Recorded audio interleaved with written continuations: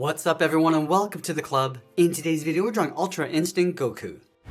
For today's lesson we'll need a sheet of white paper and a pencil. I'm using this 0.7mm mechanical pencil with a 2B graphite stick. Let's begin by breaking down the basic shape and proportions of the head. We'll start by sketching a line coming down the center of our page. So let's start from the very top in the middle. Just going to lightly work our way down the center. Using these short lines, come all the way down towards the bottom. Now let's go to the middle and draw another line going across from left to right. Now, we're going to use these two lines to help us create a large circle in the center of our page to define the size of the head. So from the center, let's move up to the top. I'm going to mark off the top of the circle right about there. Let's measure that same distance from the middle down towards the bottom. Now, I want to do the same thing across this horizontal line, measuring the distance from the center down towards the left and then over towards the right. Now, we want to connect the center point of each mark with a curve to create our circle. Let's start with the top left. And the circle doesn't have to be perfect. We just want to get the right size and placement in the center of our page. We can always go back and just smooth this out. Again, we're just using this as a guide. Now that we have our circle and guidelines, let's start blocking in the facial features. We want to go halfway between that center line and the bottom of our circle. So right here, I'm just going to sketch a line going all the way across from left to right. And then in the middle, we're going to create a gap in between the eyes. Let's move over towards the left, draw a short line going up, measure that distance towards the right, and do the same thing. Now you want to angle up the brow. From this point, we're going to angle this up and then out towards the side of our circle. Do the same thing on the right. Let's add another line coming down the side of our circle.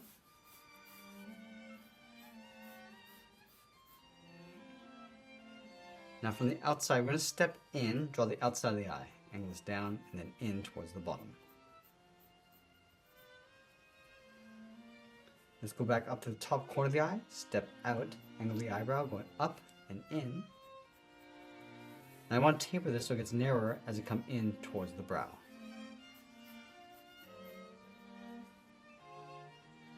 Now I want to place the mouth along the bottom of our circle. So let's start with a straight line. We're going to stretch this all the way across from left to right, and then from the corners of the mouth, just going to angle this down and out.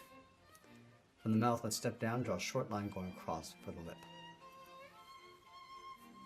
Now from the top of the mouth, let's step up, angle the nose going up and out on either side, go across the center. Now we're going to go back up to the side of the eye. We're going to slope the head, coming down in towards the jaw, towards that mouth line. Now we're going to angle the jaw, coming down and then in towards the middle of the head. And we're just going to flatten off the chin. Now let's go up to the side of the head and draw in the ears. We're going to start from the left, angle this up and out on both sides. That's going to round out the ear and then bend that in just up above the jaw. From the bottom of the ears, let's slope the neck, coming down and then out towards the shoulders. From the side of the neck, let's curve the shoulder going out and then down on both sides. Now I want to place the hairline just above that center line. So we're going to step up, sketch another line going all the way across. Now the part's going to sit on the right side of that center point, so right about here. Let's draw the band going across the left side. From this point, angle this up towards the center line. I'm just going to curve the hair going out, across the eyebrow, and then down towards the ear. Let's go back to the part, angle this up towards the right, go around the eye, and then bring that down towards the side of the head. Now I want to draw the top of the hairband. Let's start back in the middle, bend this up and across towards the left, bend this out, and then down toward that bottom point. Let's go back to the center, go up and out towards the right, go around and then back in. Now from here we'll start layering in those spikes around this circle. Let's start from the side of the ears, go straight out and up with a slight angle, curve this down and then in towards the side of the neck. Let's add a small spike. From the ear, bend this out and then down, bend this in towards the side of the neck. Let's add another spike along the side. We're going to start up here, go across, bend this down, bend this back in towards the side. Let's move over towards the right side, go out and then down, and then bend that back in towards the ear. I'm going to add a smaller curve, going across the top, and back in. Now during this stage, I don't want to get too worried about the details. We just want to capture the right proportions and size. Let's go to the top right. We're going to add that large spike going across and over towards the left. Let's bring this back in and then down on top of that circle. Let's add another one in the center. I'm just going to bend this up and over towards the right and then back down towards the top. Let's add one going up. From the side of our circle, it's going to bend this up. And I want to draw two edges along the outside. Bend this down, and bend that back in. Now along this curve on the right side, bend this up and out. Go out towards the end, bend this in, and then down. Let's add another spike, going out and up. Come all the way down and then in towards the ear. Let's add another large spike along the top. So we're going to bend this up, across, and come down. And then I'm going to add one more across the side, going up on the right, and tuck that in behind. Let's go back to the eyes and lightly trace out that circle for the iris. We're going to start on the left. We're just going to pull this down underneath the eyelid. Just leaving a small gap along the inside. And we'll do the same thing on the right. And we can always come back and just reposition these if we need to. And then in the center, we're just going to lightly shade in a small circle for the pupils. Now with our rough sketch in place, I want to go back and clean this up by erasing some of these guidelines in those overlapping areas.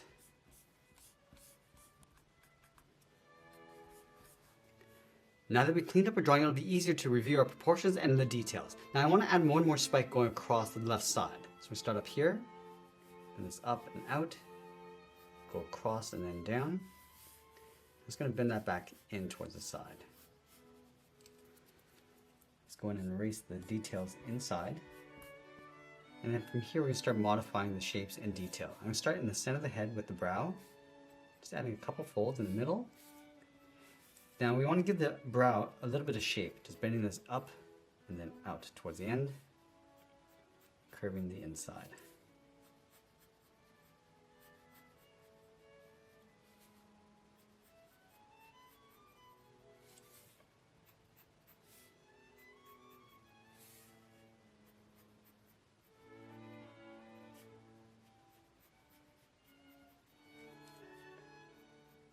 We can reposition the iris and pupil. Pull the pupils up a little bit higher.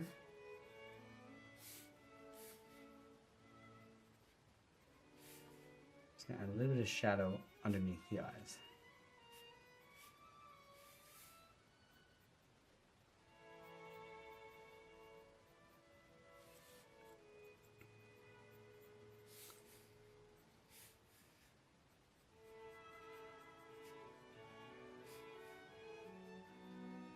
I'm just going to pull the side of the head in a little bit closer and just rounding up the jaw, coming down towards the chin.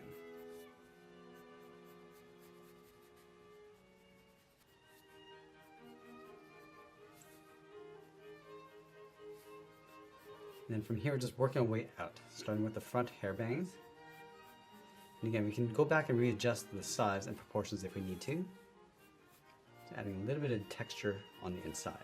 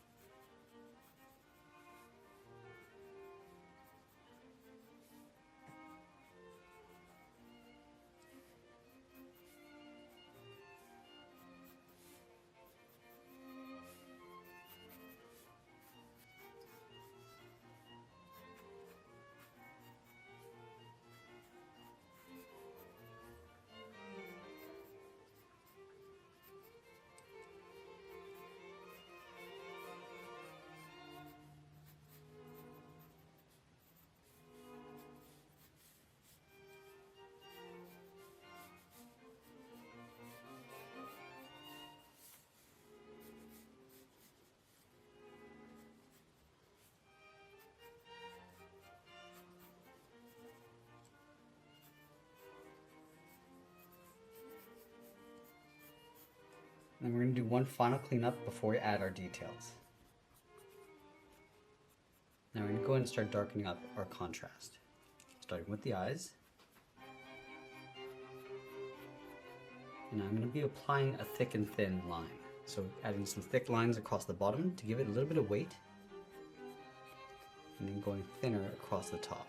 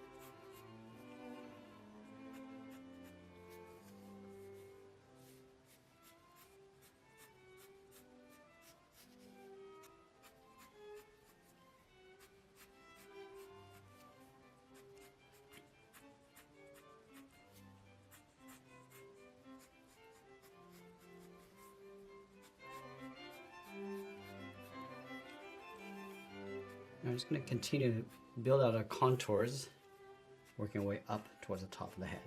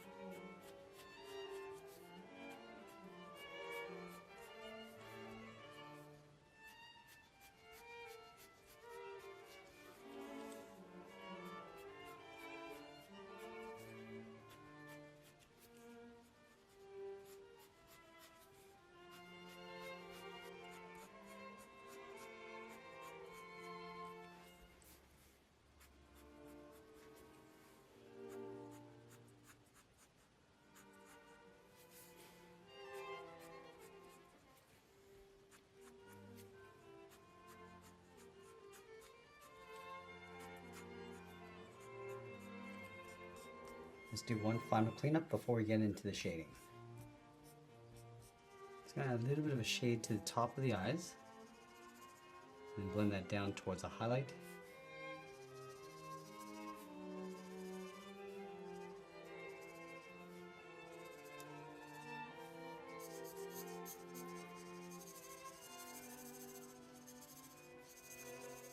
and then working those shadows across the head.